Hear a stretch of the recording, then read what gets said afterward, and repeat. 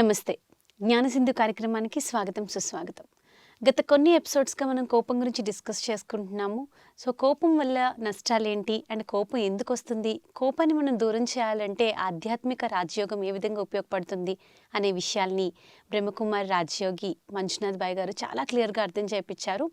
So, దానికి సంబంధించి ఇంకొన్ని విషయాలు నేను అడిగి తెలుసుకుందాము. So, let's welcome him. Manjunath అన్నయ్య నమస్తే. ఓం శాంతి. మా కార్యక్రమానికి స్వాగతం. Thank you. సో, కోపం గురించి మీరు చాలా విషయాలు చెప్తున్నారు అండ్ చాలా విషయాలు మాకు అర్థమవుతున్నాయి. దానికి మాకు కోపాన్ని దూరం చేసుకోవడానికి ఏ విధంగా ఏం చేయాలి అండ్ మనలో ఎలాంటి స్ట్రెంగ్త్ కావాలి, ఎలాంటి వాల్యూ కావాలి, ఇవన్నీ చాలా క్లియర్గా అర్థమయ్యాయి.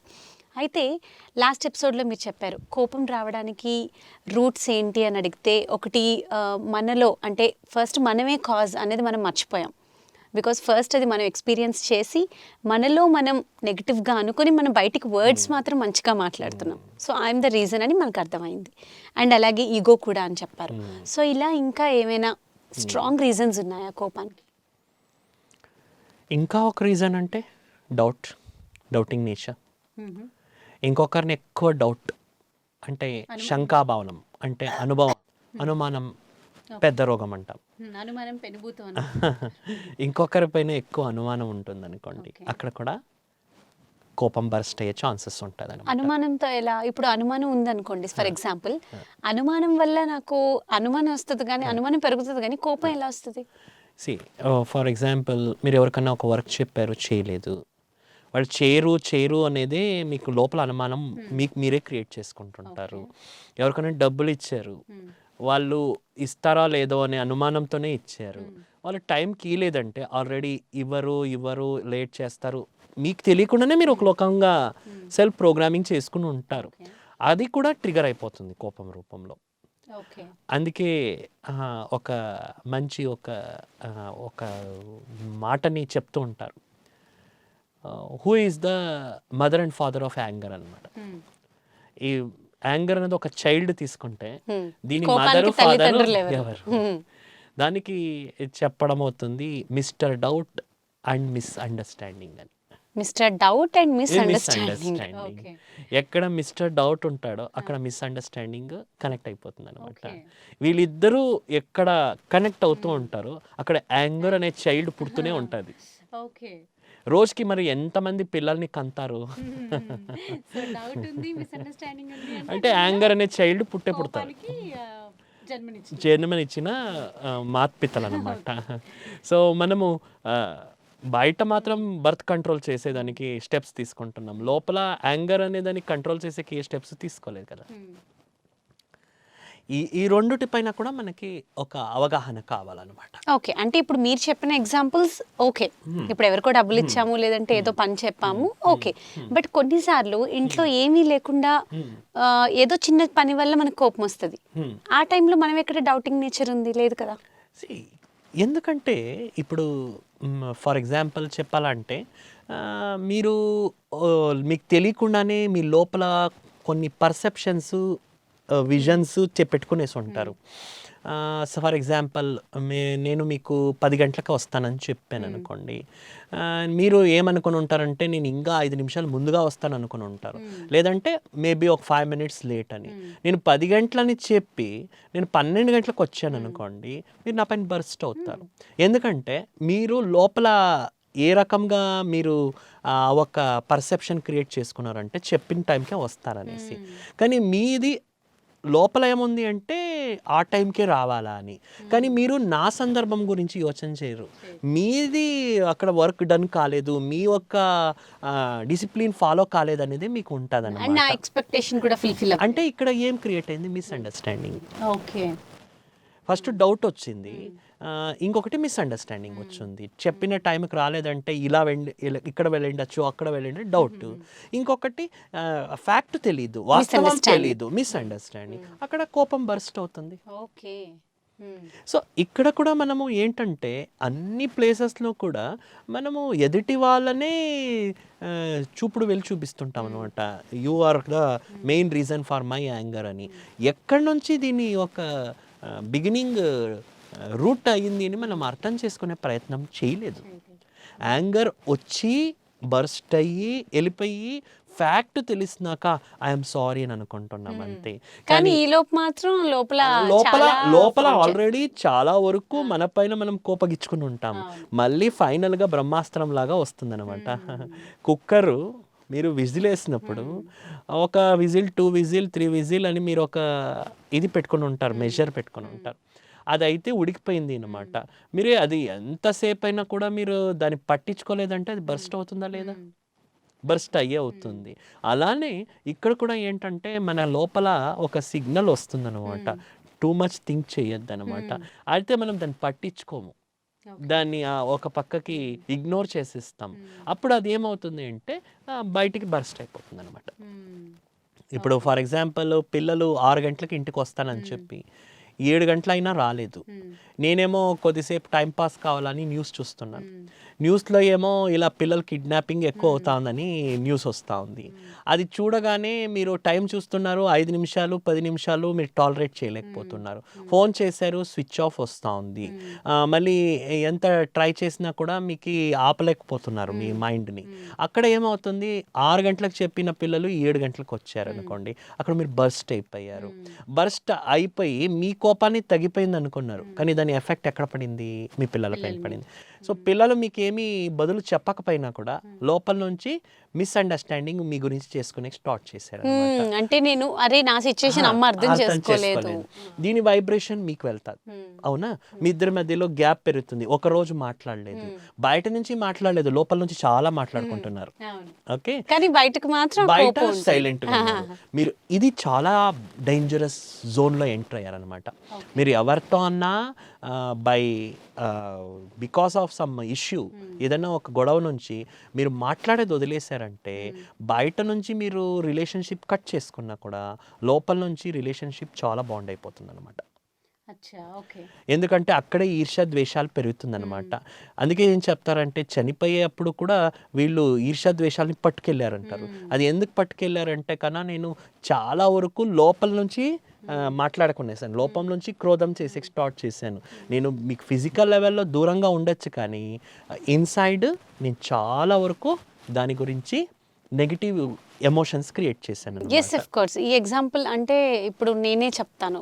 ఫర్ ఎగ్జాంపుల్ నాకే ఏదో ఇష్యూ జరిగింది, ఆ టైంలో నాకు బయటకు మాట్లాడాలనిపించదు, కానీ లోపల లోపల మాత్రం I keep on talking. So ఈ సిచ్యుయేషన్ నుంచి నేను బయటపడాలంటే ఏం చేయాలి? అందుకే చెప్పేది మీకు మీరు కౌన్సిలింగ్ చేసుకోవాలని.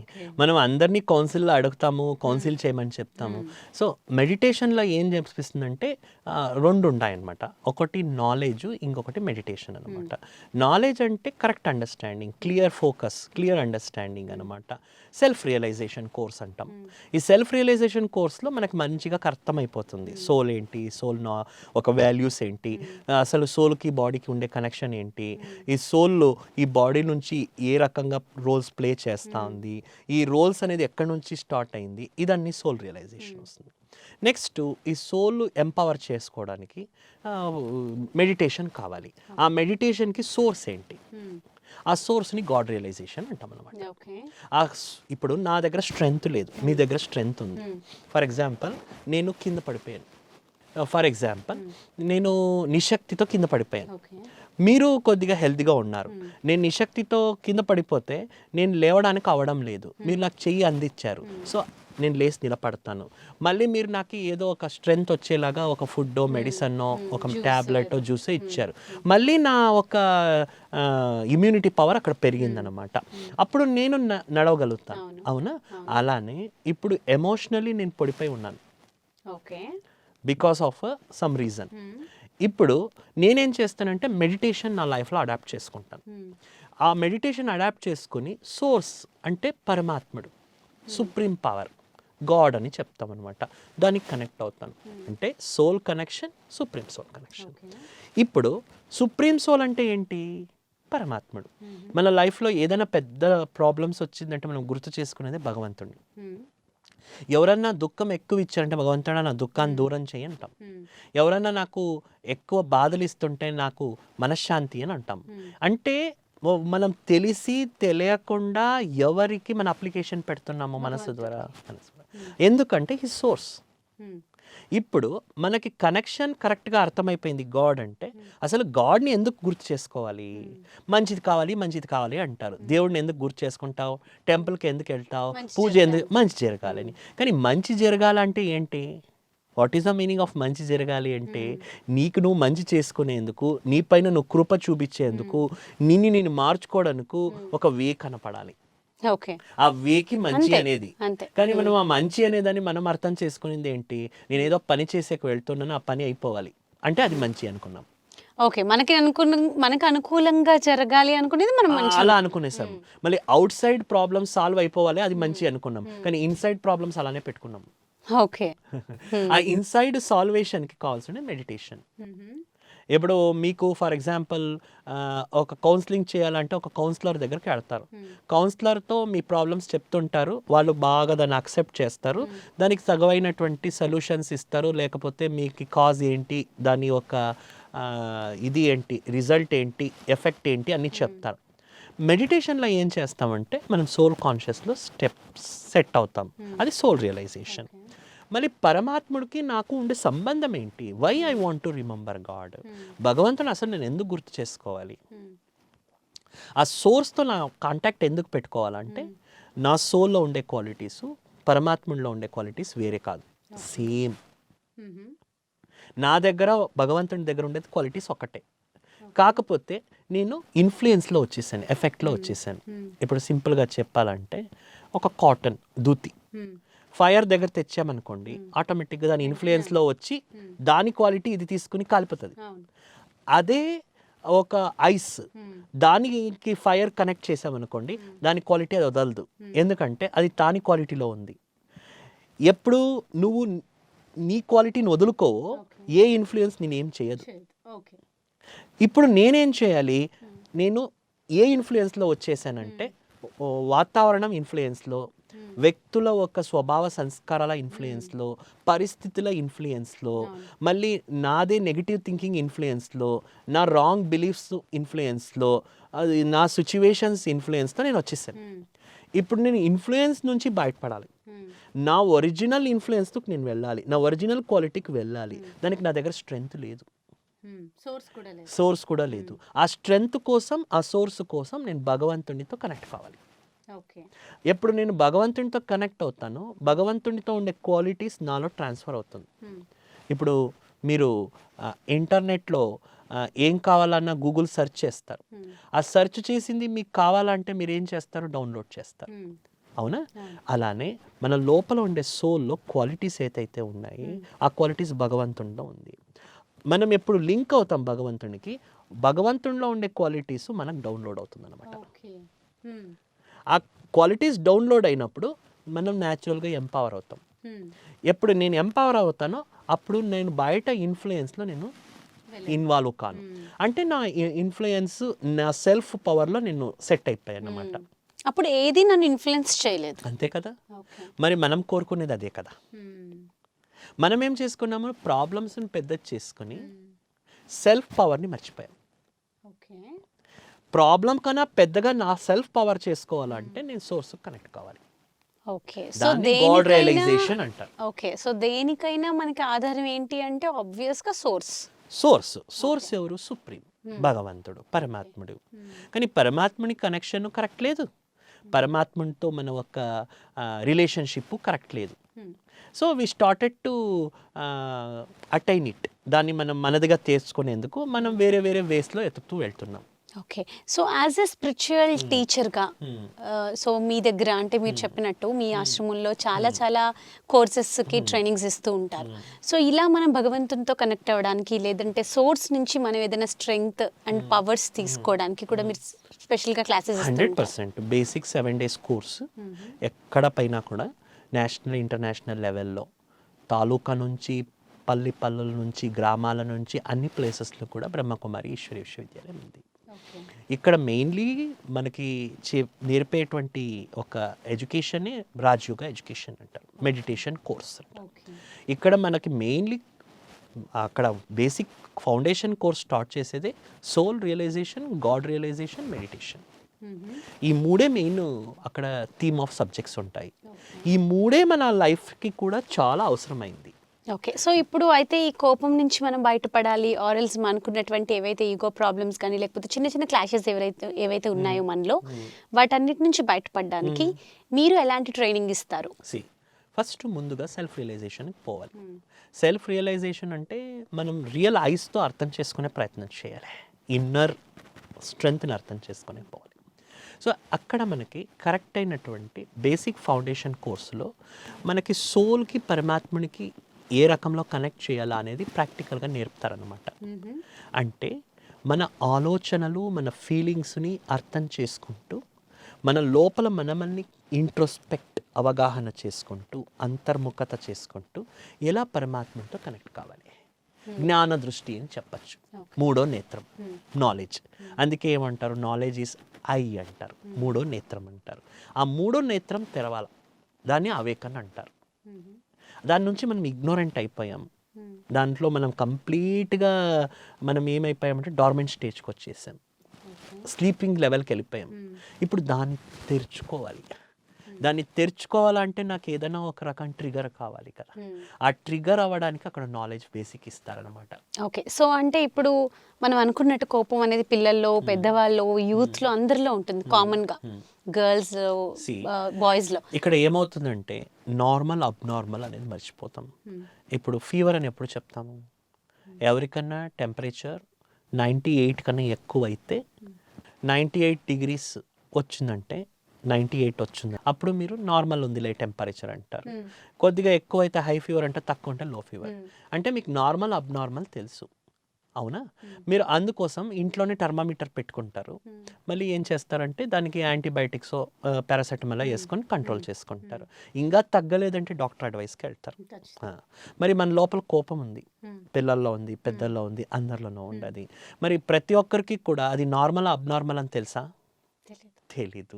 కానీ మనం దాన్ని అబ్నార్మల్ అయినా కూడా నార్మల్ అని తెలుసుకొని ఉన్నాం.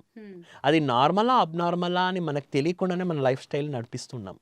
అందుకే మీరు ఇందాక అన్నారు అందరిలో ఉన్నది కోపం, పిల్లల్లో ఉంది, చిన్న చిన్న కిడ్స్లో ఉన్నాయి, పెద్దల్లో ఉన్నాయి, వృద్ధుల్లో ఉన్నాయి. ఎందుకంటే అందరూ దాన్ని నార్మల్ అనుకున్నాం. మరి ఆ నార్మల్ గురించి తెలుసుకోవాలంటే మనకు కొద్దిగా రియలైజేషన్ కావాలి. మరి ఆ నార్మల్ లెవెల్కి తీసుకురావడానికి మనకి ఒక సెల్ఫ్ కౌన్సిలింగ్ కావాలి, మనకు అండర్స్టాండింగ్, దాని ఒక అవగాహన కావాలి, దాని గురించి విశేషమైనటువంటి సెషన్స్ కావాలి, ప్రసంగాలు కావాలి. అందుకోసం మనము సెంటర్కి వెళ్ళాల్సి వస్తుంది. ఓకే. అయితే ఇంకొక డౌట్ అన్నయ్య, ఇప్పుడు చూడండి మీరు చాలా చెప్పారు, చాలా టిప్స్ చెప్పారు, చాలా రెమెడీస్ చెప్పారు, దానికి రాజయోగం ఎలా యూజ్ అవుతుందని చెప్పారు.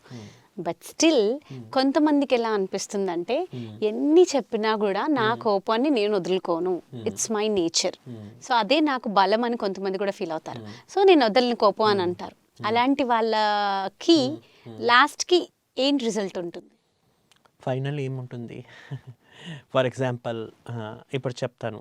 ఇప్పుడు దెర్ ఈజ్ ఎ పాయిజన్ తీసుకుంటే చనిపోతారు అనేది అందరికీ తెలుసు. అయితే చనిపోతారా లేదా అని మనం ఎప్పుడైనా టెస్ట్ చేసేకి వెళ్తామా? నెవర్. బికాస్ మనకు తెలుసు పాయిజన్ తీసుకుంటే చనిపోతారు అనేసి. మరి ఎమోషనలీ కోపం అనేది నాకు తెలియకుండా నేను తీసుకునే స్లో పాయిజన్. ఇది అవేర్నెస్ మనకు రావాలి, కానీ మనం అవేర్నెస్ తీసుకురాలేదు. మనం బయట నుంచి అన్ని చేంజ్ చేసేకి వెళ్ళాం. ఇక్కడ నేను ఒక పర్సన్ మార్చేకి వెళ్తాను, ఐ ఫెయిల్. ఒక పరిస్థితి మార్చేకి వెళ్తాను, ఐ ఫెయిల్. సిచ్యువేషన్ మార్చేకి వెళ్తాను, ఐ ఫెయిల్. బయట నుంచి ఏ కరెక్షన్ చేసేకి వెళ్తాను, ఐ ఫెయిల్. ఫ్యామిలీ రిలేషన్షిప్స్ పాడు చేసుకుంటాను, అక్కడ వాళ్ళని మార్చేకి వెళ్తాను, చేంజ్. లాస్ట్కో నా అన్నీ కూడా నేను ఫెయిల్ అవుతూ I lose control on my body. Health ఇష్యూస్లో నేను చాలా ఇరుక్కుంటాను అనమాట. మరి మీరే ఒక్కసారి యోచన చేయండి, మన జీవితంలో సక్సెస్ ఎక్కడి నుంచి స్టార్ట్ అవుతుంది? డబ్బులు సంపాదించి నేను పోస్ట్ పొజిషన్లో అందరినీ కంట్రోల్ పెట్టుకుంటే అది సక్సెస్సా? లేకపోతే అన్నిటినీ కూడా నేను నా జీవితంలో అక్వైర్ చేస్తూ నా మనసు, నా ఫీలింగ్స్, గుడ్ రిలేషన్షిప్స్, హెల్త్, నా ఒక స్టేట్ ఆఫ్ మైండ్ని మంచిగా పెట్టుకునేది సక్సెస్సా? నేను అర్థం చేసుకోవాలి. ఒక పర్సన్ 2 స్టేట్స్లోనే మైండ్ని పెట్టుకోగలుగుతాడు. లేదో కోపంతో స్ట్రెస్తోనూ జీవితం చేయొచ్చు, లేదో హ్యాపీగా పీస్ఫుల్గాను లైఫ్ చేంజ్ చేయొచ్చు. Choice is your. ఒకటే కత్తి, నైఫ్. డాక్టర్ చేతికి ఇచ్చారు. Doctor can save a life or doctor can kill a life, రెండు ఉన్నాయి. అవును. మరి మీ దగ్గర పరిష్కారం ఉంది కదా. నేను కోపాన్ని వదలుకోను, నేను ఇలానే ఉంటానంటే అది మీకే ఆలోచన చేయండి, అది శ్రాపమా లేకపోతే వరమా? ఓకే, సో నా చేతిలోనే ఉంది. You can make it as curse or you can create as a boon. Okay. నీకు నువ్వు శపించుకుంటానంటే ఏం చేస్తాం?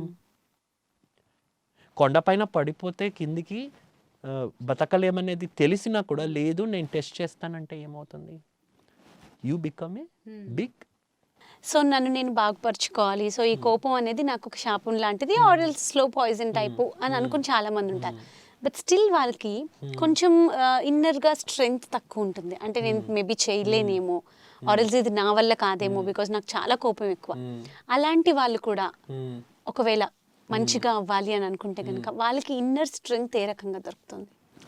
అలాంటి వాళ్ళకి ముందుగా వాళ్ళని అర్థం చేసుకునే రకంగా ఎమోషనల్ స్ట్రెంగ్త్ ఇచ్చేవాళ్ళు సపోర్ట్ కావాలి కదా. అందుకోసమే ఎటువంటి కోపం ఉండేవాళ్ళు కావచ్చు, ఎలాంటి ఒక ఉద్వేగం ఉండేవాళ్ళు కావచ్చు, నేను మీకు ప్రాక్టికల్ ఎగ్జాంపుల్ కూడా చెప్తాను మీరు అడిగిన క్వశ్చన్కి.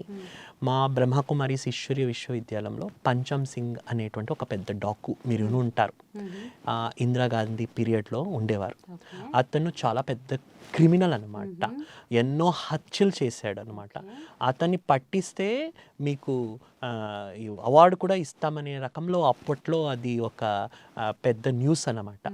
అలాంటి వ్యక్తి కూడా తనలో అంత కోపము ఉద్వేగము ఉన్నప్పుడు, మీరు ఇప్పుడు ఇందాక అడిగారు ఈ కోపాన్ని వదులుకోవాలా అని అనుకున్నాను, వదులుకోకుండా ఉంటారు.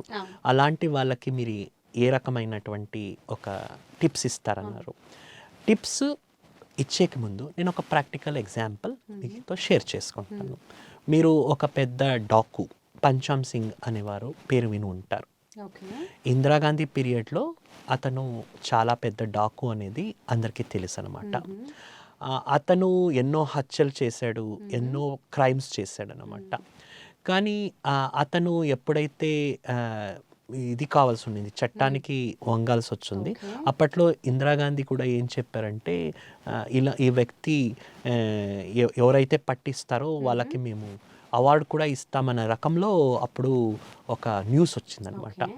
ఆ వ్యక్తి కూడా ఈ బ్రహ్మకుమారి ఈశ్వరీయ విశ్వవిద్యాలయం ఏదైతే ఉంది దీని ఒక సంపర్కంలో వచ్చారనమాట. వచ్చి ఇక్కడ తన కోపాన్ని తను రియలైజ్ చేసుకున్నాడు అనమాట. ఆ కోపాన్ని రియలైజ్ చేసుకుని అతడు నాలో ఉండే కోపం నేను కంప్లీట్గా మారాలా, నేను సెల్ఫ్ రియలైజ్ కావాలా అనేటువంటిది ఒక స్ట్రాంగ్ థాట్తో అతని నాలెడ్జ్ తీసుకున్నాడు. ఇక్కడ నేర్పే మెడిటేషన్ని తన లైఫ్లో ప్రాక్టికల్గా ఇంప్లిమెంట్ చేశాడనమాట. అలా చేసుకుంటూ ఈరోజు అందరికీ ఒక రోల్ మోడల్ అయిపోయాడు అనమాట. నేషనల్ ఇంటర్నేషనల్ ఎంతో సెల్స్లో ఉండేటువంటి జైల్స్లో పోలీసులకి మళ్ళీ ఖైదీలకి అందరికీ కూడా తన ఎక్స్పీరియన్స్లో మార్పు తెచ్చే ప్రయత్నం చేస్తున్నాడు. అక్కడ కూడా ఒక మెడిటేషన్ నుంచి ఉండే లాభం నాదే ప్రాక్టికల్ ఎక్స్పీరియన్స్ అని చూపిస్తున్నారు. అంటే ఇది ఒక రకం నా దగ్గర ఉండే ఎమోషనల్ స్ట్రెంగ్త్ నేను ఇంకొకరికి ఇచ్చినప్పుడు వాళ్ళకు కూడా నేను మారచ్చు అనే దానికి ఒక స్ట్రెంగ్త్ అవుతుంది అన్నమాట. అందుకోసం మనము ఎమోషనలీ మారాలనేది ఉండాలి. చూడండి ఇక్కడ రెండు ఉండాలి. ఒకటి ఐ వాంట్ టు చేంజ్, ఇంకొకటి I will change. I will change అనుకుంటే ఎప్పుడు మారం. ఎప్పుడు నాకు ఐ విల్ అనే దానికన్నా ఐ వాంట్ అనేది స్ట్రాంగ్గా వస్తుంది. ఆ ఒక్క థాట్తో మీరు ప్రయత్నం స్టార్ట్ చేయాలి. సో మనం ఇన్నర్గా చాలా స్ట్రాంగ్గా ఉండాలి. నేను కోపం నాలో ఉంది, ఐ అక్సెప్ట్. నాకు కోపం ఉంది అనేది నేను అక్సెప్ట్ చేస్తున్నాను. అక్కడ నేను ఈగో డామినేట్ చేసినా కూడా నేను అక్సెప్ట్ చేస్తున్నాను. నాలో జబ్బు ఉంది, ఐఎమ్ విక్టిమైజ్.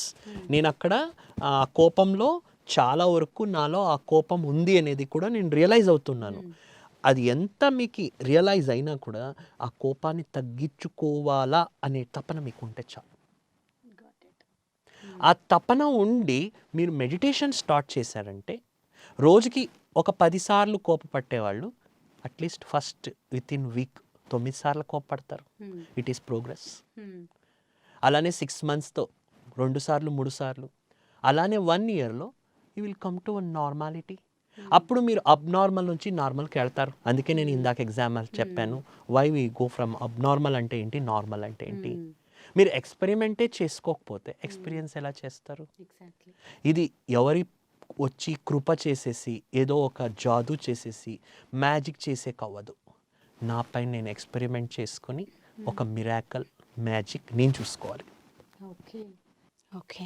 సో అంటే మీ మాటలతో నాకు అర్థమైంది ఏంటి అంటే డెఫినెట్గా కోపాన్ని తగ్గించుకోవాలి, మన ఇన్నర్ స్ట్రెంగ్త్ని పెంచుకోవాలి అంటే సోర్స్తో కూడా కనెక్ట్ అవ్వాలి అంటే the best medicine is meditation. Yes. Okay. So but ఆ మెడిటేషన్ ఎలా చేయాలి? ముందుగా నేను ఏం చెప్పాలనుకుంటున్నానంటే మెడిటేషన్ అనేది ఒక వర్క్ లైఫ్ స్టైల్లో క్యారీ చేసుకుంటూ వెళ్ళేటువంటి ఒక ప్రాసెస్ అనమాట. దీనికని మీరు కేవలం రోజులో అరగంట ఒక గంట అనేది కాదు. It is connected. సో దానికంటే ఇప్పుడు మీరు స్పెషల్గా టైమింగ్స్ ఇప్పుడు సింపుల్గా చెప్పాలంటే మీరు అన్ని పనులు చేసుకున్నా కూడా ఆన్లైన్ కనెక్ట్ అయి ఉంటారు కదా. ఓకే. అలానే గాడ్ లైన్ కనెక్ట్ అవ్వడం. సో ఆన్లైన్ ఎలా మీరు కనెక్ట్ అయ్యి అన్ని పనులు చేసుకుంటారో గాడ్ లైన్ దానికి మెయిన్లీ కావాల్సింది ఏంటంటే క్లియర్ అండర్స్టాండింగ్, మరి కొద్దిగా practice, training. What kind of practice? Practice ఏంటంటే ఇప్పుడు గంట 1 అవర్లో ఒక 3 మినిట్స్ మీరు స్పేర్ చేయాలి. 3 మినిట్స్ స్పేర్ చేయాలి. ఆ 3 మినిట్స్లో మీరు మీ మైండ్కి ఒక గుడ్ పాజిటివ్ అఫర్మేషన్స్ ఇవ్వాలి. మీ మైండ్ని మీరు ఒక స్ట్రెంగ్తన్ చేసేటువంటి ఫీలింగ్స్ క్రియేట్ చేస్తూ ఉండాలి. అప్పుడేమవుతుంది, పరిస్థితులు ఎంత స్ట్రాంగ్ ఉన్నా కూడా ఆ ఒక స్ట్రెంగ్త్ మీకు దాన్ని ఫేస్ చేసేకి, ఎదిరించడానికి ఒక ఎనర్జీ ఇస్తుంది అనమాట. సో నేను సింపుల్గా మీకు ఈ కోపాన్ని తగ్గించుకోవడానికి ఒక 3 స్టెప్స్ చెప్తాను. ఇప్పుడు ట్రాఫిక్ రోడ్లో ఉంటుంది. ఆ ట్రాఫిక్ని కంట్రోల్ చేయాలంటే మనం ట్రాఫిక్ సిగ్నల్స్ వాడతాం. ఎవరు ట్రాఫిక్ సిగ్నల్స్ వాడలేదు అంటే ఏమవుతుందో చెప్పండి. ఖచ్చితంగా యాక్సిడెంట్ కదా. అందుకే అందరూ కూడా ఖచ్చితంగా అవేర్నెస్ ఉంది కాబట్టి పాటిస్తారు. మరి మన మైండ్ కూడా ట్రాఫిక్ అయిందా లేదా? అయింది కదా. మన మైండ్లో కూడా ఒక ట్రాఫిక్ కంట్రోల్ తీసుకురావాలి. అందుకే మెడిటేషన్లో 3 స్టెప్స్ ఉందన్నమాట. ఒకటి స్టాప్, రెండోది చెక్, మూడోది చేంజ్. Stop, check, change. ఈ స్టెప్స్ని మనం అవర్లీ బేసిస్లో జస్ట్ ఏ మినిట్ అని 1 మినిట్ చేస్తూ ఉండాలి. అప్పుడు మనము ఆ ఒక్క మెడిటేటివ్ స్టేట్కి కనెక్ట్ అయి ఉంటాము. ఆ ఎనర్జీ లెవెల్ మనకి అవర్కి కూడా మనలో ఒక ట్రాన్స్ఫర్మేషన్ చేస్తుంది. మన ఎమోషన్స్ స్ట్రెంగ్తన్ అవుతాయి. Thank you so much. So కోపాన్ని దూరం చేసుకోవాలి, మన ఇన్నర్ స్ట్రెంగ్త్ని పెంచుకోవాలి అంటే ఒక శక్తి కావాలి. ఆ శక్తి మనకి భగవంతుడి ద్వారా లభిస్తుంది. సో భగవంతునితో కనెక్ట్ అవ్వాలి అంటే రాజయోగం చాలా అవసరం. ప్రతిరోజు మనం ఈ రాజయోగ అభ్యాసం ద్వారా ఎలాంటి వాటి నుంచైనా దూరం అయ్యి మన మనసుని ఇంకా ప్రశాంతంగా తయారు చేసుకోగలం. సో మీ దగ్గరలో ఉండేటటువంటి బ్రహ్మకుమారి సెంటర్స్కి వెళ్ళి మనం కూడా ఈ రాజయోగాన్ని ఖచ్చితంగా మన జీవితంలో ఆచరిస్తారని మనస్ఫూర్తిగా కోరుకుంటూ నమస్తే.